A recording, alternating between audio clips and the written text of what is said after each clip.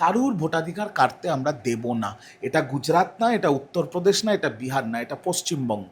যদি নির্বাচন কমিশন বা জ্ঞানেশ কুমার মনে করে বিজেপির হয়ে দালালি করে ভোট চুরিতে সুবিধা করবে, তাহলে ভুল ভাবছে। এটা পশ্চিমবঙ্গ, কত ধানে কত চাল আমরা বুঝিয়ে দেবো। বিজেপি বলছে আপনারা চাপের মুখে পড়ে এখন শান্তির কথা বলছেন, এমনকি এটাও বলছে যে এই রাজ্যে শুধু ন্যায়ের রাজনীতি হয়, দুর্ভাগ্য আমরা এইরকম একটা রাজ্যে থাকি। বিজেপি বলছে সবকিছুতেই আপনাদের নাকি না।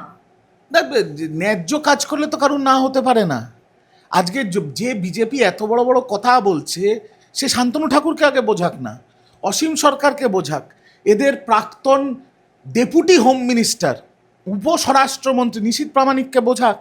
আমাদের বুঝিয়ে কি হবে? দেখুন, আমরা প্রথম দিনও যেটা বলেছি, আজকেও সেটা বলছি, আগামী দিনেও সেটা বলবো। এসআইআর প্রক্রিয়া শুরু হোক, অনেক এরা ম্যাপিং করছে, আরও ম্যাপিং করুক, জিওগ্রাফি পড়ুক, যা প্রাঞ্চায় করার করুক।